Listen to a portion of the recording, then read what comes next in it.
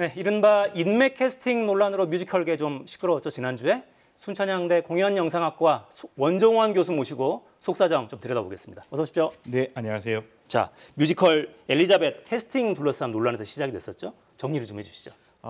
김호영 배우가 있습니다. 우리 방송에서도 아주 인기가 많은 배우인데 이 김호영 배우가 자신의 SNS에서 요즘은 아사리판이 아니라 옥장판이다라는 표현을 썼습니다. 네. 이 표현을 두고 이 옥장판이라는 표현이 혹시 뮤지컬 배우 옥주연을 말하는 게 아니냐, 그리고 옥주연이 뮤지컬계에 아주 많은 영향력을 미치고 있어서 캐스팅 논란, 그러니까 자기에게 친한 배우들만 캐스팅을 하도록 영향력을 미친 게 아니냐라는 이야기가 퍼지면서 일파만파 논란이 커졌었습니다. 네, 옥주연 씨가 고소 취하하면서 일단 일단락은 됐죠. 근데 실제로 속사정이 어떤지가 좀 궁금하긴 해요. 실제로 영향력을 행사하긴 합니까?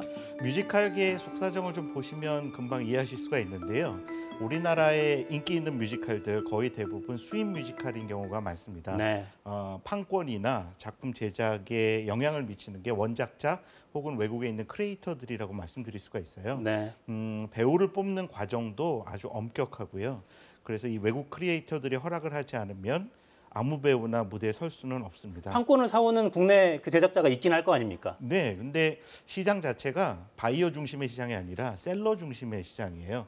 그러니까 외국의 원작자 같은 경우는 얼마나 안정적으로 자신의 작품을 잘 만들어줄 것인가가 관건이지 더 돈을 많이 준다거나 하는 것들에 굳이 좌지우지되는 경우는 없다고 볼 수 있습니다.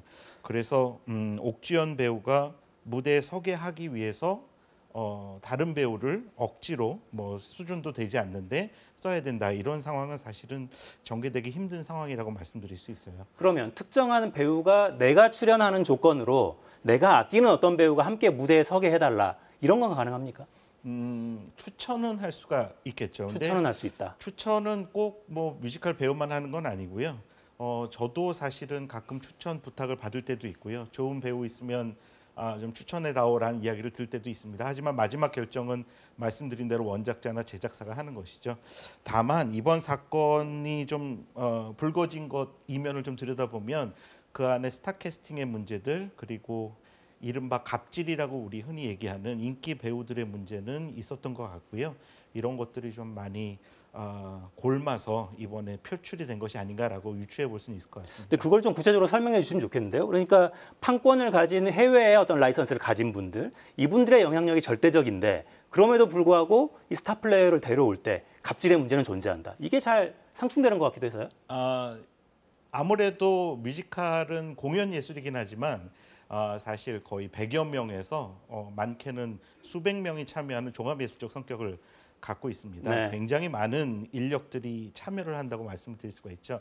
그 안에서 가장 돋보이고 대중들에게 크게 어필하는 건 아무래도 배우라고 말씀드릴 수 있습니다. 네. 우리나라의 뮤지컬 시장이 사실 1990년대만 해도 굉장히 배고픈 시장이라는 이야기를 많이 했었는데요.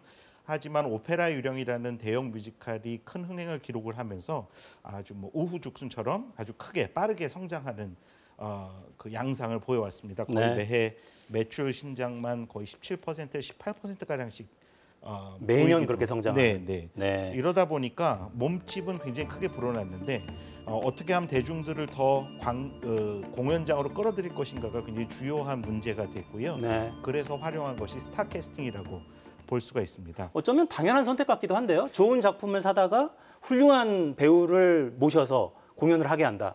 당연한 거 아닙니까? 근데 이 스타 캐스팅이 좀 빛과 그림자가 있다고 말씀드릴 수가 있어요. 네. 아무래도 스타들이 많이 인기를 누리고 누가 그 스타를 확보하느냐가 주요한 경쟁의 대상이 되면서 이 스타들이 아까도 말씀드린 좀 갑질, 본인의 우월한 위치를 활용해서 영향을 미치려고 하는 경향들이 좀 등장을 했었고요. 그래서 시장 자체는 스타들 덕분에 빠르게 성장할 수가 있었지만 그와 동시에 마치 8, 90년대 우리나라의 개발 경제가 수많은 부작용들을 낳았던 것처럼 뮤지컬계도 좀 여러 가지 문제점들을 갖게 됐다라고 볼 수 있을 것 같습니다. 스타 배우가 할 수 있는 갑질이라는 게 어떤 게 있을 수 있습니까? 있어 왔습니까? 뭐 예를 들자면 아주 까탈스럽게 뭐 이 다른 배우들에게도 불편을 끼칠 정도로 까탈스러운 조건을 내세운다든지요. 아니면 다른 배우가 이렇게 동료 의식을 느끼기보다는 그 친구가 더 많은 영향을 미치게 하기 위해서 본인은 좀 손해를 볼 수 있다 이런 상황들이 펼쳐지게 돼요. 약간 자존심 싸움이라고 할까요? 배우들 같은 경우에는 특히 대중들의 사랑을 받고 활동을 하는 경향이 있다 보니까 이런 서로의 경쟁 의식 같은 것들이 굉장히 높기 마련이고요. 그래서 이런 부분들이 갑질이라는 표현으로 등장하게 됐다고도 볼 수 있을 것 같습니다. 그러니까 제가 이제 대담 초반에 추천 이야기를 주로 했는데 반대로 비토를 할 수도 있겠군요. 저 친구는 안 된다. 내 무대에 같이 설 수 없다. 이렇게 할 수도 있겠군요. 우리나라에 좀 독특한 시스템이 있습니다. 예, 더블 캐스트, 트리플 캐스트, 쿼드러블 캐스트 같은 겁니다. 그러니까 한 배역에 여러 명을 맞습니다. 동시에 캐스팅하는. 예, 외국에서는 그렇지 않거든요. 네. 메인 배우가 한 명이 있고요. 그 배우가 여러 가지 문제가 있을 때 대신 설 수 있는 커버 배우, 언더스터디, 스윙 이런 위치들이 있습니다. 그러니까 매번 돌아가면서 하는 게 아니라 원칙적으로 한 명이 계속하지만 문제가 생겼을 때 대역으로 들어가는 개념이군요. 맞습니다. 네. 근데 우리나라 같은 경우에는 이 단기간에 큰 극장에서 많은 사람들이 볼 수 있게끔 하려다 보니까 주인공을 2명, 3명을 쓰게 되는 경우가 많이 있었고요. 네. 그러다 보니까 본인은 주인공으로 참여를 했는데 어떤 인기 있는 대중 스타들을 등장을 시키느라고 본인이 직간접적인 불이익을 당하게 된다라는 생각들을 갖게 되는 상황들이 많이 펼쳐지게 됐다고 볼 수 있습니다. 네, 저희 이제 뮤지컬 팬들은 N차 관람이라고 해서 똑같은 공연을 수십 번 보는 분들도 계시다고 들었어요. 그러니까 이런 강력한 팬덤이 또 좋지 않게 작용하는 측면도 있습니까?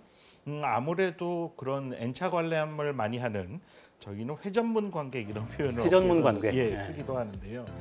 회전문처럼 밖으로 나갔다 바로 공연장에 다시 돌아온다고 네. 해서 이름이 붙여졌습니다. 뮤지컬 같은 경우는 이런 회전문 관객들이 정말 많다고 말씀드릴 수 있는데요. 아무래도 음악을 통해서 극이 전개되다 보니까 한 작품을 보면서도 그 흐름을 잘 따라가는 걸 굉장히 좋아한다고 볼 수 있을 것 같습니다.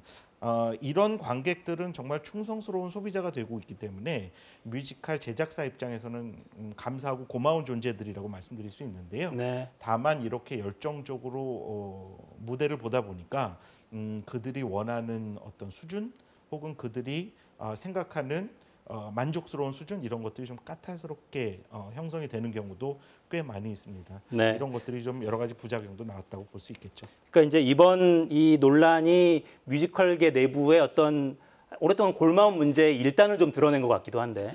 저는 시장이 팽창됐다는 표현을 많이 쓰는데요. 네. 성장보다는 팽창인 것 같습니다. 어떤 차이입니까, 팽창? 빠르게 몸집만 불어난 거죠. 하지만 그 작품을 보고 즐기고 느끼는 그런 수준들은 사실 따라가지 못하지 않았나, 성숙되지는 못하지 않았나라는 생각을 하게 되는데요. 이번 사건을 계기로 좀 우리나라 뮤지컬 시장도 좀 성장뿐만이 아니라 성숙할 수 있는 계기로도 활용됐으면 좋겠습니다. 성숙의 지표가 될 만한 뭔가 중요한 요소를 하나만 짚는다면 뭘 짚으시겠어요? 스타 마케팅 혹은 스타 캐스팅이 무대의 전부라고 생각하시는 건 좀 오해일 것 같아요. 예, 종합 예술적 성격을 갖고 있고요. 최근 들어서 그 세계적인 무대에서는 완성도를 갖추기 위한 여러 가지 노력들도 등장을 하고 있습니다. 방송과의 결합도 있고요. 이런 부분들도 좀 같이 고민해보고 활용됐으면 좋겠습니다. 네, 자 마무리하겠습니다. 원종훈 교수였습니다. 감사합니다. 감사합니다. 네, 오늘 준비한 내용은 여기까지입니다. 저는 내일 다시 뵙겠습니다. 4시엔 사사건건.